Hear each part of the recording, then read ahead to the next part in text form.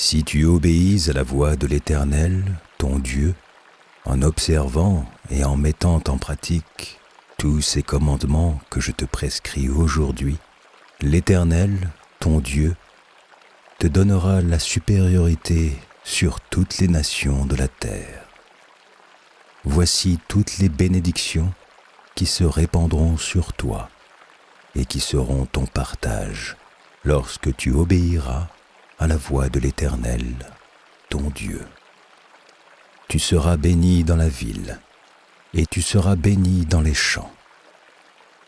Le fruit de tes entrailles, le fruit de ton sol, le fruit de tes troupeaux, les portées de ton gros et de ton menu bétail.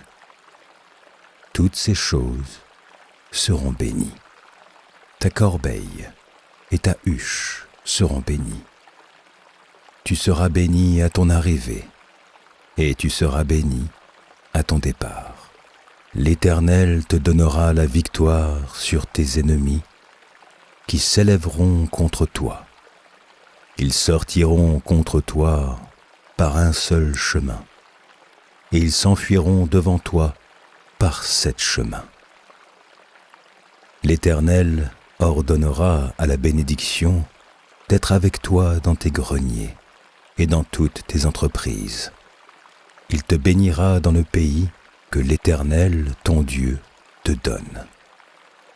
Tu seras pour l'Éternel un peuple saint, comme il te l'a juré, lorsque tu observeras les commandements de l'Éternel, ton Dieu, et que tu marcheras dans ses voies. Tous les peuples verront que tu es appelé du nom de l'Éternel, et ils te craindront. L'Éternel te comblera de bien, en multipliant le fruit de tes entrailles, le fruit de tes troupeaux, et le fruit de ton sol, dans le pays que l'Éternel a juré à tes pères de te donner. L'Éternel t'ouvrira son bon trésor, le ciel, pour envoyer à ton pays la pluie en son temps, et pour bénir tout le travail de tes mains. Tu prêteras à beaucoup de nations, et tu n'emprunteras point. L'Éternel fera de toi la tête et non la queue. Tu seras toujours en haut, et tu ne seras jamais en bas, lorsque tu obéiras aux commandements de l'Éternel, ton Dieu, que je te prescris aujourd'hui.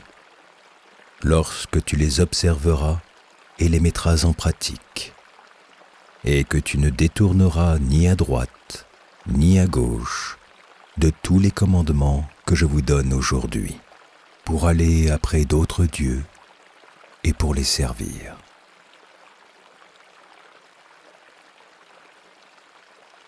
Galates, chapitre 6.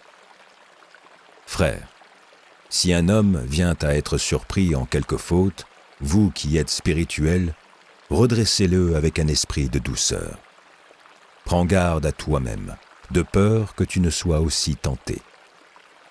Portez les fardeaux les uns des autres, et vous accomplirez ainsi la loi de Christ. Si quelqu'un pense être quelque chose, quoiqu'il ne soit rien, il s'abuse lui-même. Que chacun examine ses propres œuvres, et alors il aura sujet de se glorifier pour lui seul, et non par rapport à autrui. Car chacun portera son propre fardeau. Que celui à qui l'on enseigne la parole fasse part de tous ses biens à celui qui l'enseigne. Ne vous y trompez pas, on ne se moque pas de Dieu. Ce qu'un homme aura semé, il le moissonnera aussi. Celui qui sème pour sa chair moissonnera de la chair la corruption. Mais celui qui sème pour l'esprit moissonnera de l'esprit la vie éternelle. Ne nous lassons pas de faire le bien, car nous moissonnerons au temps convenable si nous ne nous relâchons pas. Ainsi donc, pendant que nous en avons l'occasion, pratiquons le bien envers tous, et surtout envers les frères en la foi. Voyez avec quelle grande lettre je vous ai écrit de ma propre main. Tous ceux qui veulent se rendre agréables selon la chair vous contraignent à vous faire circoncire, uniquement afin de n'être pas persécutés pour la croix de Christ. car les circoncis eux-mêmes n'observent point la loi. Mais ils veulent que vous soyez circoncis, pour se glorifier dans votre chair. Pour ce qui me concerne, loin de moi la pensée de me glorifier d'autre chose que de la croix de notre Seigneur Jésus-Christ, par qui le monde est crucifié pour moi, comme je le suis pour le monde. Car ce n'est rien que d'être circoncis ou incirconcis. Ce qui est quelque chose, c'est d'être une nouvelle créature. Paix et miséricorde sur tous ceux qui suivront cette règle et sur l'Israël de Dieu. Que personne désormais ne fasse de la peine, car je porte sur mon corps les marques de Jésus. Frères, que la grâce de notre Seigneur Jésus-Christ soit avec votre esprit. Amen.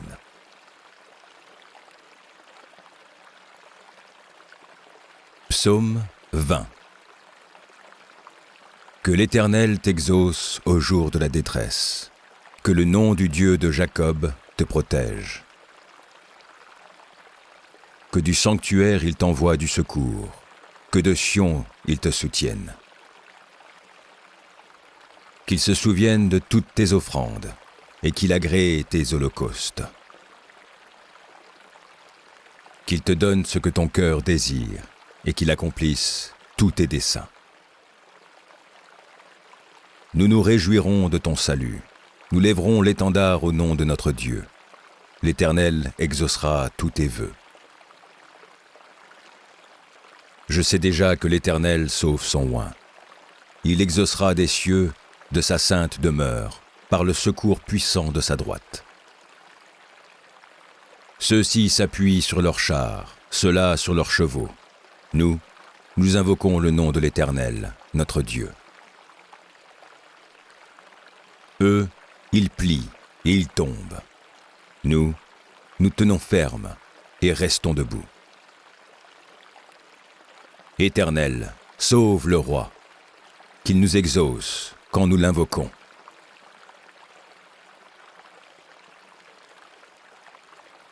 Matthieu, chapitre 4. Alors Jésus fut emmené par l'Esprit dans le désert, pour être tenté par le diable.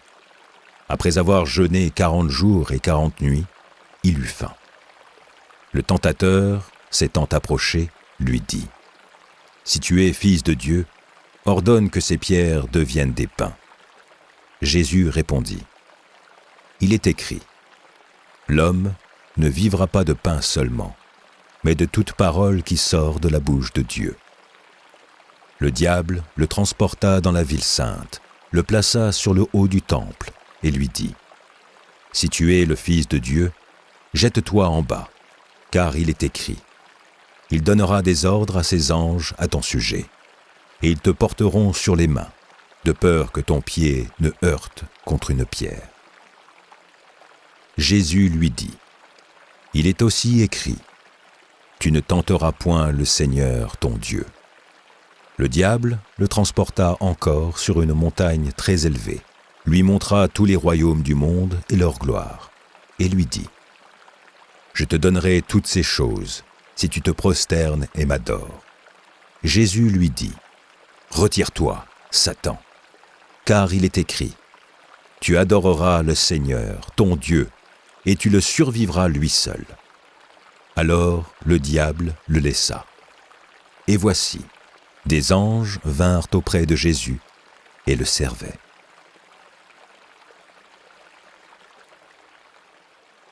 Proverbes, chapitre 9. La sagesse a bâti sa maison, elle a taillé ses 7 colonnes, elle a égorgé ses victimes, mêlé son vin et dressé sa table. Elle a envoyé ses servantes, elle crie sur le sommet des hauteurs de la ville. Que celui qui est stupide entre ici. Elle dit à ceux qui sont dépourvus de sens : Venez, mangez de mon pain et buvez du vin que j'ai mêlé. Quittez la stupidité et vous vivrez, et marchez dans la voie de l'intelligence. Celui qui reprend le moqueur s'attire le dédain, et celui qui corrige le méchant reçoit un outrage. Ne reprends pas le moqueur, de crainte qu'il te haïsse. Reprends le sage, et il t'aimera. Donne au sage, et il deviendra plus sage. Instruis le juste, et il augmentera son savoir. Le commencement de la sagesse, c'est la crainte de l'Éternel. Et la science des saints, c'est l'intelligence. C'est par moi que tes jours se multiplieront, et que les années de ta vie augmenteront. Si tu es sage pour toi, si tu es moqueur, tu en porteras seul la peine. La folie est une femme bruyante, stupide, et ne sachant rien. Elle s'assied à l'entrée de sa maison, sur un siège, dans les hauteurs de la ville, pour crier aux passants qui vont droit leur chemin. Que celui qui est stupide entre ici. Elle dit à celui qui est dépourvu de sens. Les eaux dérobées sont douces, et le pain du mystère est agréable. Et il ne sait pas que là sont les morts, et que ses invités sont dans les vallées du séjour des morts.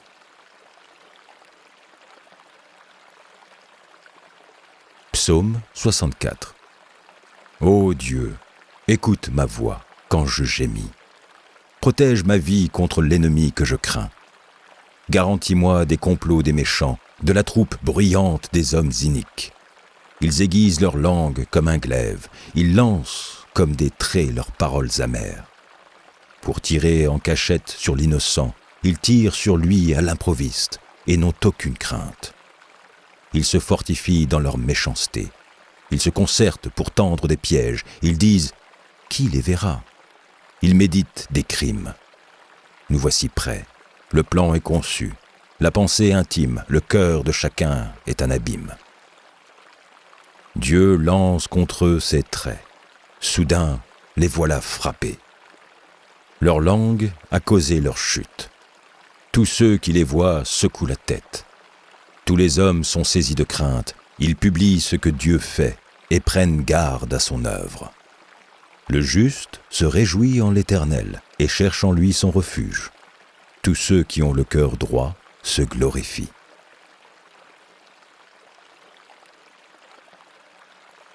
Ésaïe, chapitre 53. Qui a cru à ce qui nous était annoncé? Qui a reconnu le bras de l'Éternel?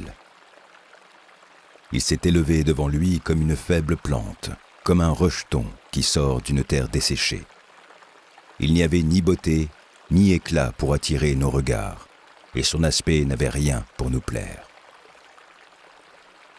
Méprisé et abandonné des hommes, homme de douleur et habitué à la souffrance, semblable à celui dont on détourne le visage, nous l'avons dédaigné, nous n'avons fait de lui aucun cas. Cependant, ce sont nos souffrances qu'il a portées, c'est de nos douleurs qu'il s'est chargé, et nous l'avons considéré comme puni, frappé de Dieu et humilié. Mais il était blessé pour nos péchés, brisé pour nos iniquités. Le châtiment qui nous donne la paix est tombé sur lui, et c'est par ses meurtrissures que nous sommes guéris. Nous étions tous errants comme des brebis, chacun suivait sa propre voie, et l'Éternel a fait retomber sur lui l'iniquité de nous tous. Il a été maltraité et opprimé, et il n'a point ouvert la bouche, semblable à un agneau qu'on mène à la boucherie, à une brebis muette devant ceux qui la tondent. Il n'a point ouvert la bouche. Il a été enlevé par l'angoisse et le châtiment, et parmi ceux de sa génération, qui a cru qu'il était retranché de la terre des vivants et frappé pour les péchés de mon peuple?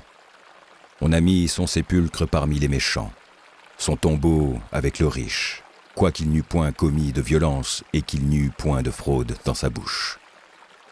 Il a plu à l'Éternel de le briser par la souffrance.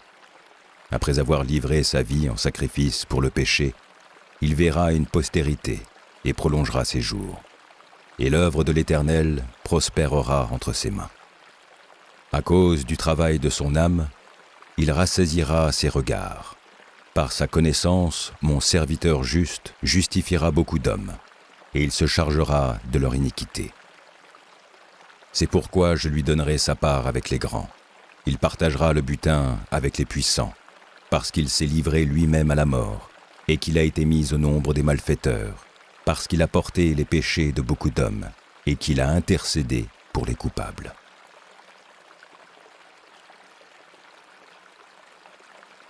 Heureux l'homme qui ne marche pas selon le conseil des méchants, qui ne s'arrête pas sur la voie des pécheurs, et qui ne s'assied pas en compagnie des moqueurs, mais qui trouve son plaisir dans la loi de l'Éternel, et qui la médite jour et nuit.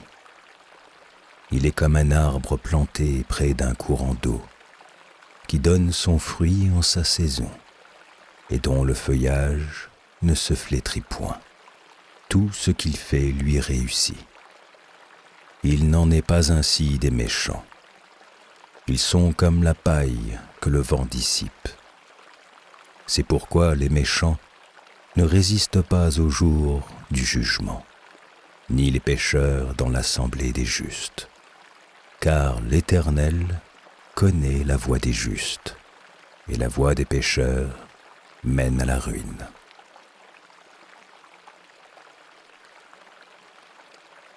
Jacques, chapitre 1. Jacques, serviteur de Dieu et du Seigneur Jésus-Christ, aux 12 tribus qui sont dans la dispersion, salut. Mes frères, regardez comme un sujet de joie complète les diverses épreuves auxquelles vous pouvez être exposés, sachant que l'épreuve de votre foi produit la patience. Mais il faut que la patience accomplisse parfaitement son œuvre, afin que vous soyez parfaits et accomplis, sans faillir en rien. Si quelqu'un d'entre vous manque de sagesse, qu'il la demande à Dieu, qui donne à tous simplement et sans reproche, et elle lui sera donnée. Mais qu'il la demande avec foi, sans douter, car celui qui doute est semblable au flot de la mer, agité par le vent et poussé de côté et d'autre. Qu'un tel homme ne s'imagine pas qu'il recevra quelque chose du Seigneur. C'est un homme irrésolu, inconstant dans toutes ses voies.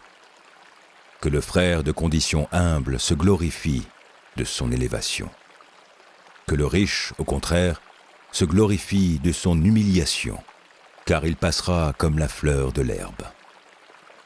Le soleil s'est levé avec sa chaleur ardente. Il a desséché l'herbe, sa fleur est tombée, et la beauté de son aspect a disparu. Ainsi le riche se flétira dans ses entreprises. Heureux l'homme qui supporte patiemment la tentation, car, après avoir été éprouvé, il recevra la couronne de vie que le Seigneur a promise à ceux qui l'aiment. Que personne, lorsqu'il est tenté, ne dise « C'est Dieu qui me tente », car Dieu ne peut être tenté par le mal, et il ne tente lui-même personne. Mais chacun est tenté quand il est attiré et amorcé par sa propre convoitise. Puis la convoitise, lorsqu'elle a conçu, enfante le péché, et le péché, étant consommé, produit la mort. Ne vous y trompez pas, mes frères bien-aimés. Toute grâce excellente et tout don parfait descendent d'en haut, du Père des Lumières, chez lequel il n'y a ni changement ni ombre de variation. Il nous a engendrés selon sa volonté, par la parole de vérité, afin que nous soyons en quelque sorte les prémices de ses créatures. Sachez-le, mes frères bien-aimés. Ainsi, que tout homme soit prompt à écouter, lent à parler, lent à se mettre en colère. Car la colère de l'homme n'accomplit pas la justice de Dieu. C'est pourquoi, rejetant toute souillure et tout excès de malice, recevez avec douceur la parole qui a été plantée en vous et qui peut sauver vos âmes. Mettez en pratique la parole et ne vous bornez pas à l'écouter en vous trompant vous-même par de faux raisonnements. Car si quelqu'un écoute la parole et ne la met pas en pratique, il est semblable à un homme qui regarde dans un miroir son visage naturel et qui, après s'être regardé, s'en va et oublie aussitôt quel il était. Mais celui qui aura plongé les regards dans la loi parfaite, la loi de la liberté, et qui aura persévéré, n'étant pas un auditeur oublieux, mais se mettant à l'œuvre, celui-là sera heureux dans son activité.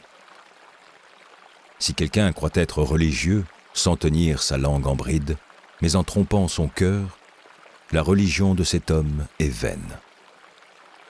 La religion pure et sans tache, devant Dieu notre Père, consiste à visiter les orphelins et les veuves dans leurs afflictions et à se préserver des souillures du monde.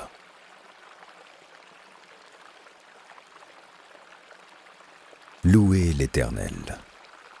Heureux l'homme qui craint l'Éternel, qui trouve un grand plaisir à ses commandements. Sa postérité sera puissante sur la terre, la génération des hommes droits sera bénie.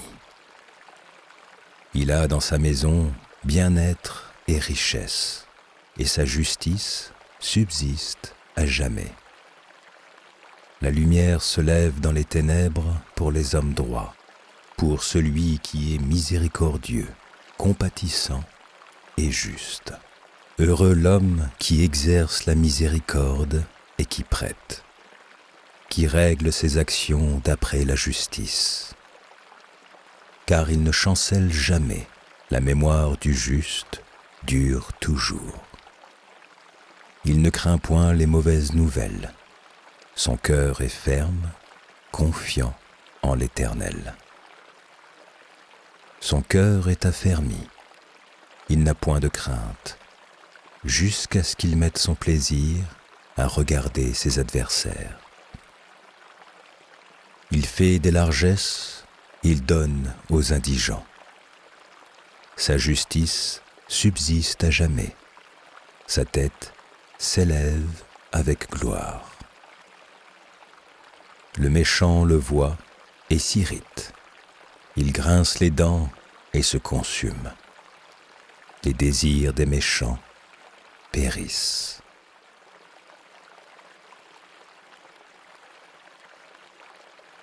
Matthieu, chapitre 10. Ne croyez pas que je sois venu apporter la paix sur terre. Je ne suis pas venu apporter la paix, mais l'épée. Car je suis venu mettre la division entre l'homme et son père, entre la fille et sa mère, entre la belle-fille et sa belle-mère. Et l'homme aura pour ennemi les gens de sa maison. Celui qui aime son père ou sa mère plus que moi n'est pas digne de moi. Et celui qui aime son fils ou sa fille plus que moi n'est pas digne de moi. Celui qui ne prend pas sa croix et ne me suit pas n'est pas digne de moi. Celui qui conservera sa vie la perdra, et celui qui perdra sa vie à cause de moi la retrouvera. Celui qui vous reçoit me reçoit, et celui qui me reçoit reçoit celui qui m'a envoyé. Celui qui reçoit un prophète en qualité de prophète recevra une récompense de prophète, et celui qui reçoit un juste en qualité de juste recevra une récompense de juste. Et quiconque donnera seulement un verre d'eau froide à l'un de ses petits, parce qu'il est mon disciple, je vous le dis en vérité, il ne perdra point sa récompense.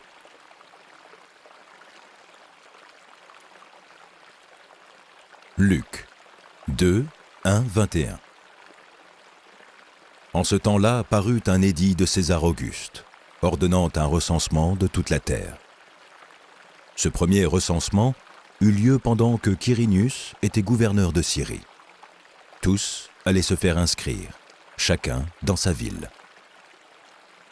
Joseph aussi monta de la Galilée, de la ville de Nazareth, pour se rendre en Judée dans la ville de David, appelée Bethléem, parce qu'il était de la maison et de la famille de David, afin de se faire inscrire avec Marie, sa fiancée, qui était enceinte. Pendant qu'ils étaient là, le temps où Marie devait accoucher arriva, et elle enfanta son fils premier-né. Elle l'emmaillota et le coucha dans une crèche, parce qu'il n'y avait pas de place pour eux dans l'hôtellerie. Il y avait, dans cette même contrée, des bergers qui passaient dans les champs les veilles de la nuit pour garder leurs troupeaux. Et voici, un ange du Seigneur leur apparut, et la gloire du Seigneur resplendit autour d'eux. Ils furent saisis d'une grande frayeur. Mais l'ange leur dit, « Ne craignez point, car je vous annonce une bonne nouvelle, qui sera pour tout le peuple le sujet d'une grande joie. C'est qu'aujourd'hui, dans la ville de David, il vous est né un Sauveur, qui est le Christ, le Seigneur. Et voici à quel signe vous le reconnaîtrez.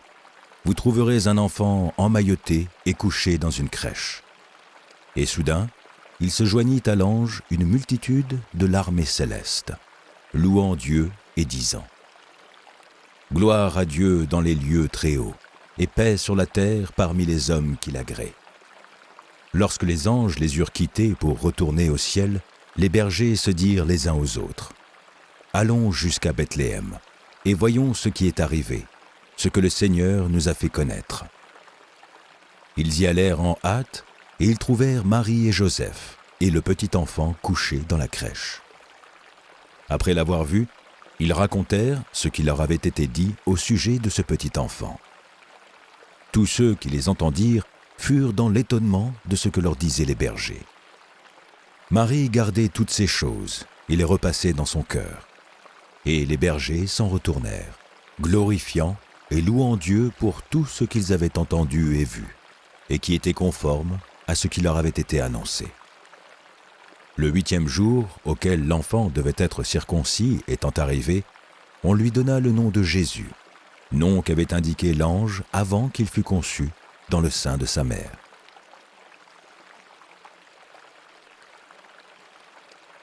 Psaume 27. L'Éternel est ma lumière et mon salut. De qui aurais-je crainte ? L'Éternel est le soutien de ma vie. De qui aurais-je peur ? Quand des méchants s'avancent contre moi pour dévorer ma chair, ce sont mes persécuteurs et mes ennemis qui chancellent et tombent. Si une armée se campait contre moi, mon cœur n'aurait aucune crainte. Si une guerre s'élevait contre moi, je serais malgré cela plein de confiance. Je demande à l'Éternel une chose, que je désire ardemment. Je voudrais habiter toute ma vie dans la maison de l'Éternel, pour contempler la magnificence de l'Éternel et pour admirer son temple. Car il me protégera dans son tabernacle au jour du malheur. Il me cachera sous l'abri de sa tente. Il m'élèvera sur un rocher. Et déjà, ma tête s'élève sur mes ennemis qui m'entourent. J'offrirai des sacrifices dans sa tente, au son de la trompette. Je chanterai, je célébrerai l'Éternel. Éternel, écoute ma voix, je t'invoque. Aie pitié de moi et exauce-moi. Mon cœur dit de ta part, cherchez ma face. Je cherche ta face, ô Éternel. Ne me cache point ta face, ne repousse pas avec colère ton serviteur. Tu es mon secours, ne me laisse pas, ne m'abandonne pas, Dieu de mon salut. Car mon père et ma mère m'abandonnent, mais l'Éternel me recueillera. Éternel, enseigne-moi ta voie, conduis-moi dans le sentier de la droiture à cause de mes ennemis. Ne me livre pas au bon plaisir de mes adversaires, car ils s'élèvent contre moi de faux témoins et des gens qui ne respirent que la violence. Oh, si je n'étais pas sûr de voir la bonté de l'Éternel sur la terre des vivants. Espère en l'Éternel, fortifie-toi et que ton cœur s'affermisse. Espère en l'Éternel.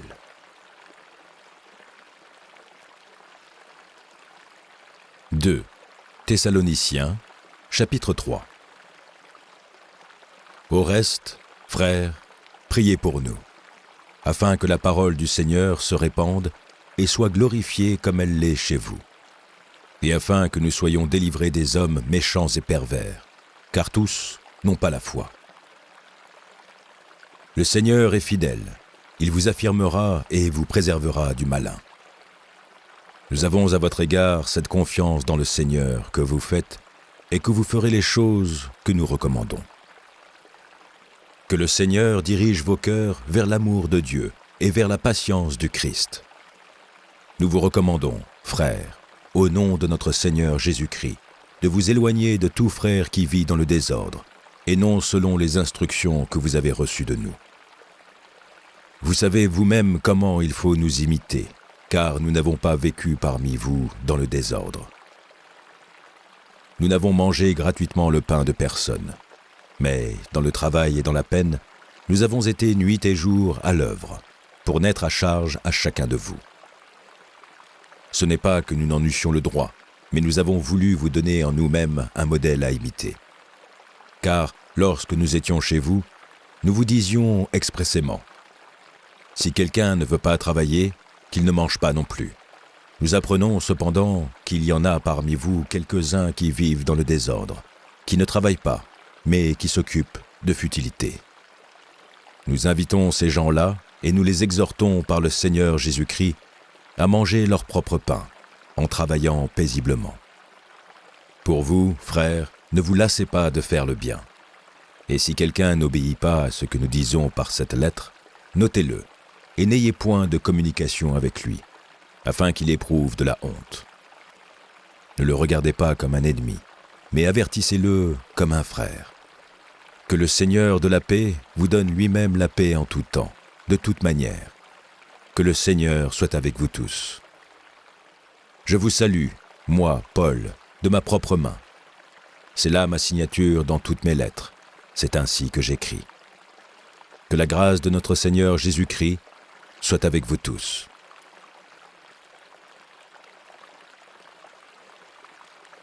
Ecclésiaste, chapitre 1. Parole de l'Ecclésiaste, fils de David, roi de Jérusalem. Vanité des vanités, dit l'Ecclésiaste. Vanité des vanités, tout est vanité. Quel avantage revient-il à l'homme de toute la peine qu'il se donne sous le soleil? Une génération s'en va, une autre vient, et la terre subsiste toujours. Le soleil se lève, le soleil se couche. Il soupire après le lieu d'où il se lève de nouveau. Le vent se dirige vers le midi, tourne vers le nord, puis il tourne encore et reprend les mêmes circuits. Tous les fleuves vont à la mer, et la mer n'est point remplie. Ils continuent à aller vers le lieu où ils se dirigent. Toutes choses sont en travail au-delà de ce qu'on peut dire.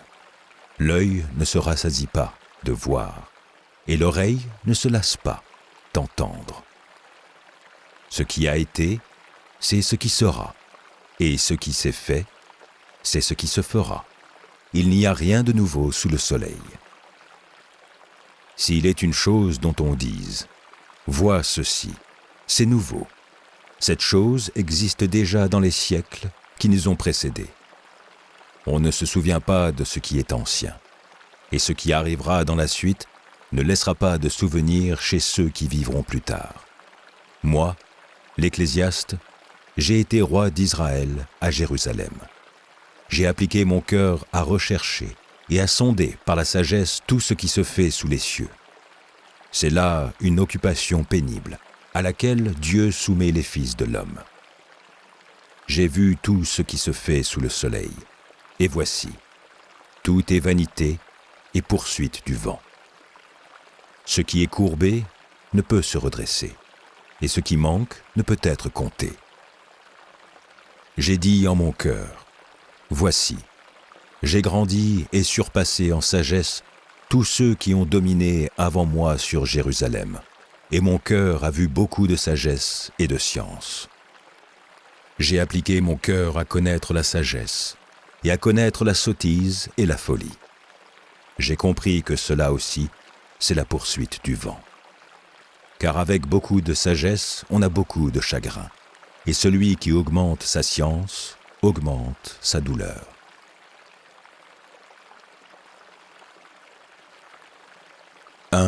Pierre, chapitre 2.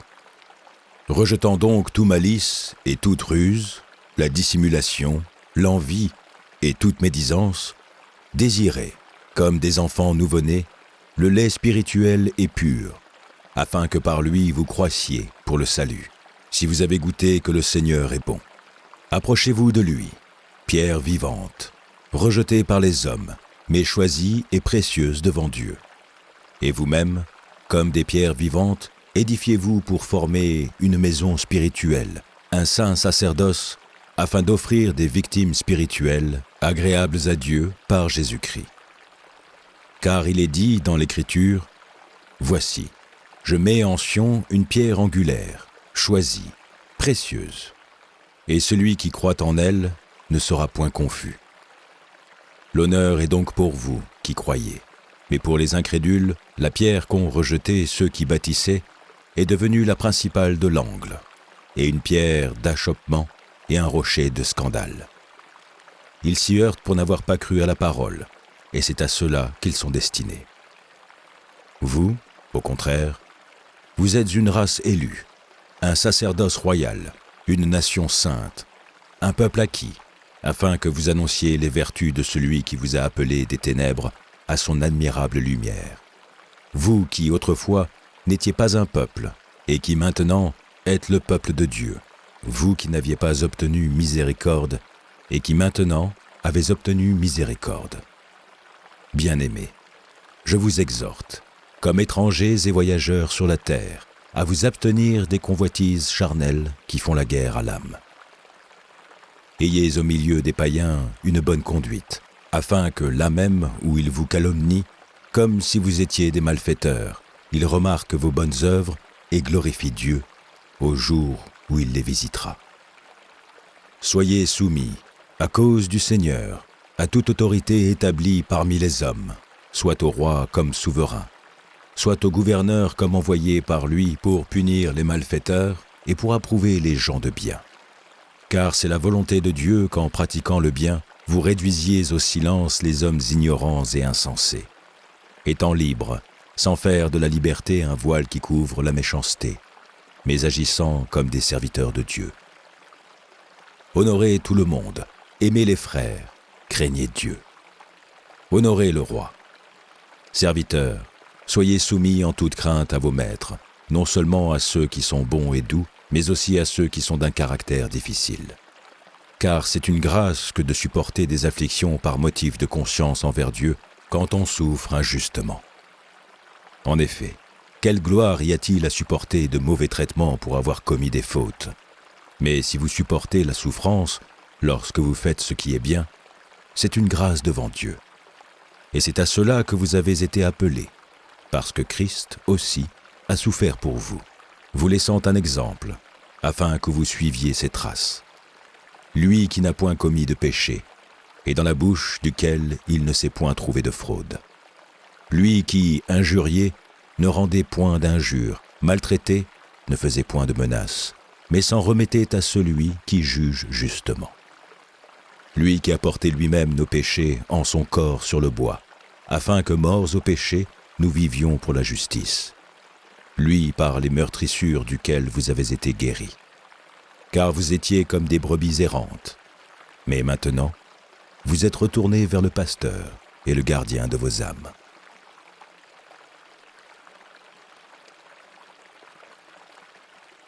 Genèse, chapitre 1. Au commencement, Dieu créa les cieux et la terre.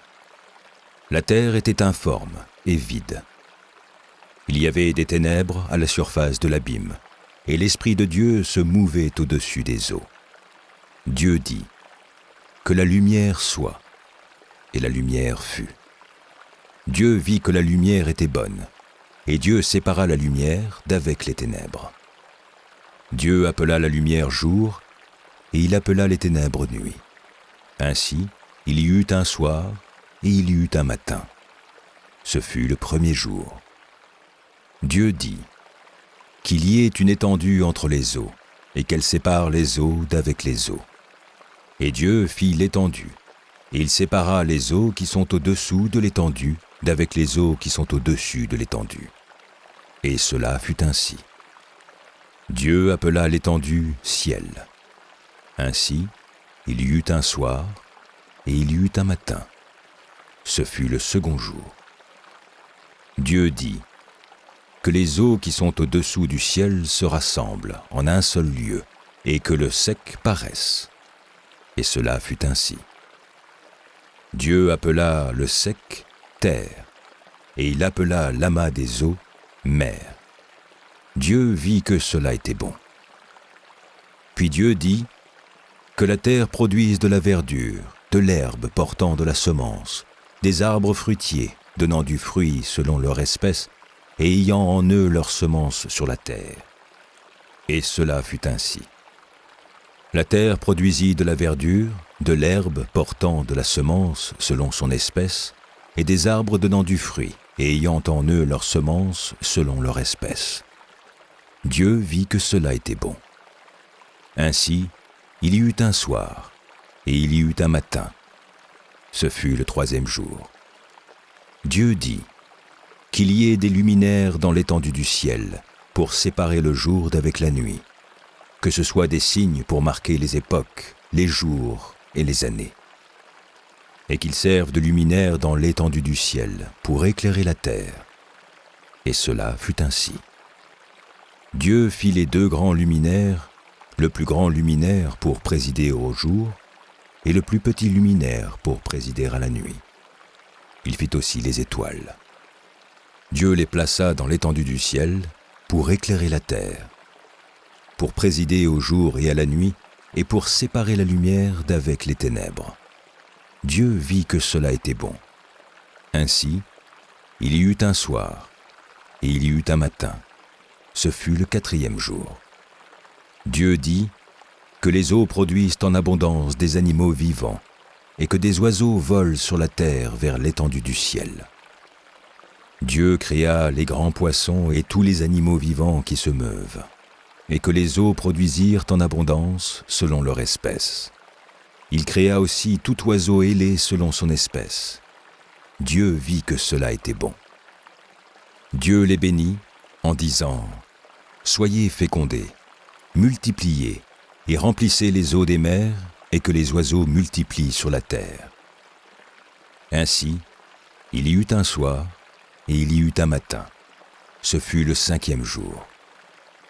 Dieu dit que la terre produise des animaux vivants selon leur espèce, du bétail, des reptiles et des animaux terrestres selon leur espèce. Et cela fut ainsi.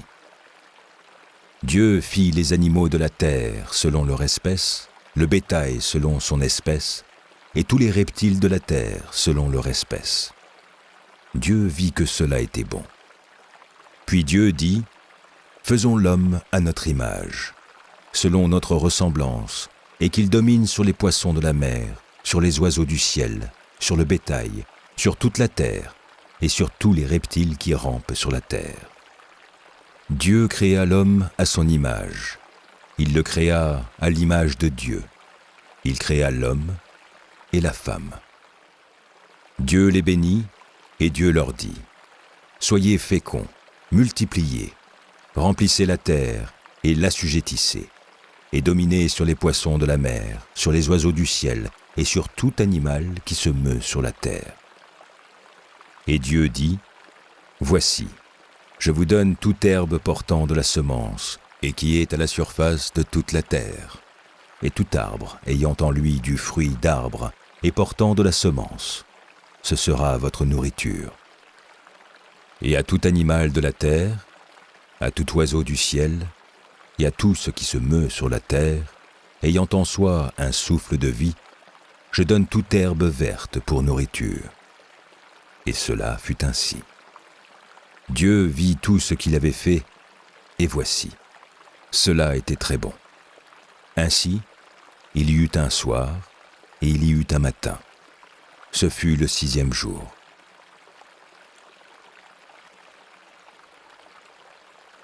Celui qui demeure sous l'abri du Très-Haut repose à l'ombre du Tout-Puissant.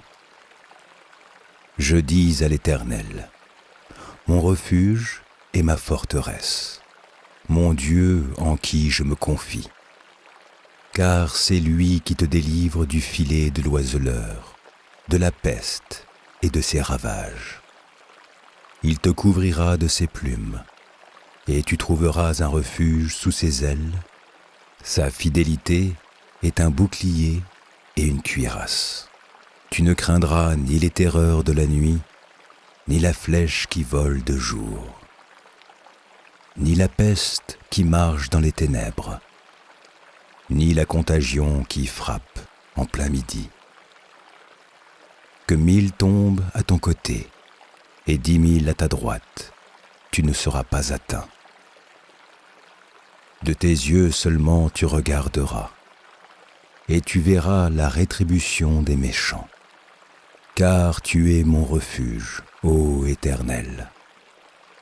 Tu fais du Très-Haut ta retraite. Aucun malheur ne t'arrivera, aucun fléau n'approchera de ta tente, car il ordonnera à ses anges de te garder dans toutes tes voies. Ils te porteront sur les mains, de peur que ton pied ne heurte contre une pierre. Tu marcheras sur le lion et sur l'aspic, tu fouleras le lionceau et le dragon. Puisqu'il m'aime, je le délivrerai, je le protégerai, puisqu'il connaît mon nom. Il m'invoquera et je lui répondrai. Je serai avec lui dans la détresse, je le délivrerai et je le glorifierai. Je le rassasierai de longs jours et je lui ferai voir mon salut.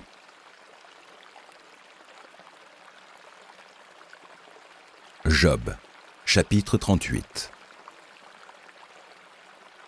L'Éternel répondit à Job du milieu de la tempête et dit : Qui est celui qui obscurcit mes desseins par des discours sans intelligence ? Saint terrain comme un vaillant homme, je t'interrogerai et tu m'instruiras. Où étais-tu quand je fondais la terre ? Dis-le si tu as de l'intelligence. Qui en a fixé les dimensions, le sais-tu ? Ou qui a étendu sur elle le cordeau ? Sur quoi ces bases sont-elles appuyées ? Ou qui en a posé la pierre angulaire ? Alors que les étoiles du matin éclataient en chants d'allégresse et que tous les fils de Dieu poussaient des cris de joie. Qui a fermé la mer avec des portes quand elle s'élança du sein maternel ? Quand je fis de la nuée son vêtement et de l'obscurité ses langes, quand je lui imposai ma loi et que je lui mis des barrières et des portes, quand je dis « Tu viendras jusqu'ici, tu n'iras pas au-delà. Ici s'arrêtera l'orgueil de tes flots. Depuis que tu existes, as-tu commandé au matin ? As-tu montré sa place à l'aurore ? Pour qu'elle saisisse les extrémités de la terre et que les méchants en soient secoués. Pour que la terre se transforme comme l'argile qui reçoit une empreinte et qu'elle soit parée comme d'un vêtement. Pour que les méchants soient privés de leur lumière et que le bras qui se lève soit brisé. As-tu pénétré jusqu'aux sources de la mer ? T'es-tu prononcé dans les profondeurs de l'abîme ? Les portes de la mort t'ont-elles été ouvertes ? As-tu vu les portes de l'ombre de la mort ? As-tu embrassé du regard l'étendue de la terre ? Parle, si tu sais toutes ces choses. Où est le chemin qui conduit au séjour de la lumière ? Et les ténèbres, où ont-elles leur demeure ? Peux-tu les saisir à leurs limites et connaître les sentiers de leur habitation ? Tu le sais, car alors tu étais né, et le nombre de tes jours est grand. Es-tu parvenu jusqu'au amas de neige ? As-tu vu les dépôts de grêle ? Que je tiens en réserve pour les temps de détresse, pour les jours de guerre et de bataille. Par quel chemin la lumière se divise-t-elle, et le vent d'Orient se répand-il sur la terre ? Qui a ouvert un passage à la pluie et tracé la route de l'éclair et du tonnerre ? Pour que la pluie tombe sur une terre sans habitants, sur un désert où il n'y a point d'homme. Pour qu'elle abreuve les lieux solitaires et arides et qu'elle fasse germer et sortir de l'herbe ? La pluie a-t-elle un père ? Qui fait naître les gouttes de la rosée ? Du sein de qui sort la glace et qui enfante le frimas du ciel ? Pour que les eaux se cachent comme une pierre et que la surface de l'abîme soit enchaînée ? Noues-tu les liens des Pléiades ou détaches-tu les cordages de l'Orion ? Fais-tu paraître en leur temps les signes du zodiaque et conduis-tu la grande ourse avec ses petits ? Connais-tu les lois du ciel ? Règles-tu son pouvoir sur la terre ? Élèves-tu la voix jusqu'aux nuées pour appeler à toi des torrents d'eau ? Lances-tu les éclairs ? Partent-ils ? Te disent-ils « Nous voici » ? Qui a mis la sagesse dans le cœur ? Ou qui a donné l'intelligence à l'esprit ? Qui peut avec sagesse compter les nuages et verser les outres des cieux, pour que la poussière se mette à ruisseler et que les mottes de terre se collent ensemble? Chasses-tu la proie pour la lionne et apaises-tu la faim des lionceaux? Quand ils sont couchés dans leur tanière, quand ils sont en embuscade dans leur repère, qui prépare au corbeau sa pâture quand ses petits crient vers Dieu, quand ils sont errants et affamés?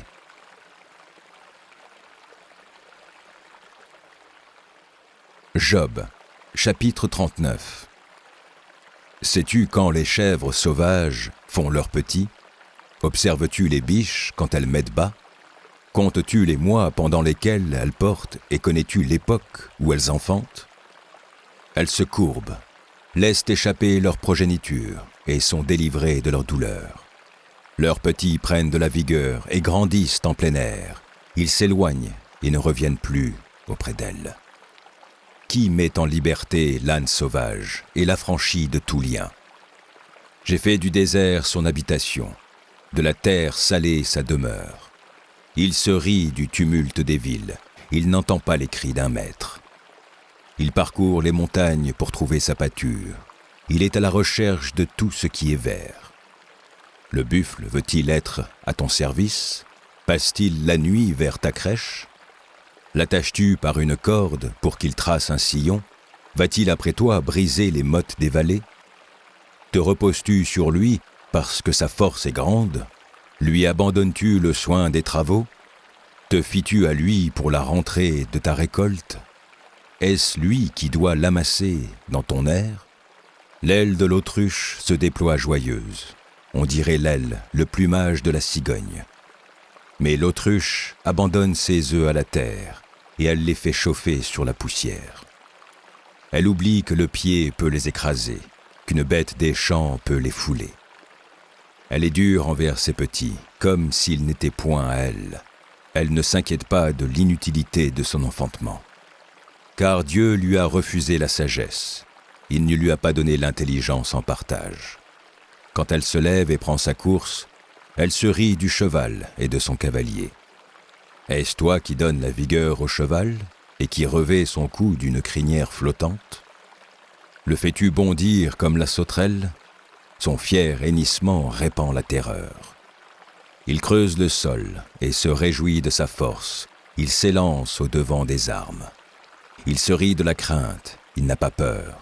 Il ne recule pas en face de l'épée. Sur lui retentit le carquois, brille la lance et le javelot. Bouillonnant d'ardeur, il dévore la terre. Il ne peut se contenir au bruit de la trompette. Quand la trompette sonne, il dit « En avant !»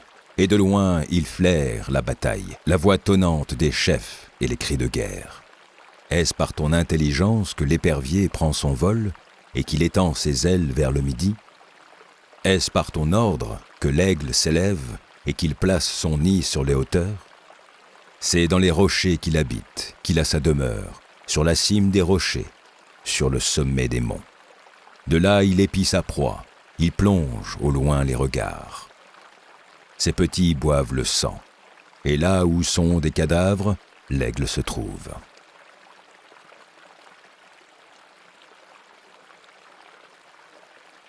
Mon âme bénit l'Éternel. Que tout ce qui est en moi bénisse son saint nom. Mon âme, bénis l'Éternel, et n'oublie aucun de ses bienfaits. C'est lui qui pardonne toutes tes iniquités, qui guérit toutes tes maladies. C'est lui qui délivre ta vie de la fosse, qui te couronne de bonté et de miséricorde. C'est lui qui rassasie de bien ta vieillesse, qui te fait rajeunir comme l'aigle. L'Éternel fait justice. Il fait droit à tous les opprimés. Il a manifesté ses voies à Moïse, ses œuvres aux enfants d'Israël. L'Éternel est miséricordieux et compatissant, lent à la colère et riche en bonté. Il ne conteste pas sans cesse. Il ne garde pas sa colère à toujours. Il ne nous traite pas selon nos péchés. Il ne nous punit pas selon nos iniquités. Mais autant les cieux sont élevés au-dessus de la terre, autant sa bonté est grande pour ceux qui le craignent. Autant l'Orient est éloigné de l'Occident, autant il éloigne de nous nos transgressions. Comme un père a compassion de ses enfants, l'Éternel a compassion de ceux qui le craignent, car il sait de quoi nous sommes formés. Il se souvient que nous sommes poussière. L'homme, ses jours sont comme l'herbe, il fleurit comme la fleur des champs. Lorsqu'un vent passe sur elle, elle n'est plus, et le lieu qu'elle occupait ne la reconnaît plus. Mais la beauté de l'Éternel dure à jamais pour ceux qui le craignent, et sa miséricorde pour les enfants de leurs enfants, pour ceux qui gardent son alliance et se souviennent de ses commandements afin de les accomplir. L'Éternel a établi son trône dans les cieux, et son règne domine sur toutes les choses. Bénissez l'Éternel, vous ses anges, qui êtes puissants en force, et qui exécutez ses ordres, en obéissant à la voix de sa parole. Bénissez l'Éternel, vous toutes ses armées, qui êtes ses serviteurs, et qui faites sa volonté. Bénissez l'Éternel, vous toutes ses œuvres, dans tous les lieux de sa domination. Mon âme, bénis l'Éternel.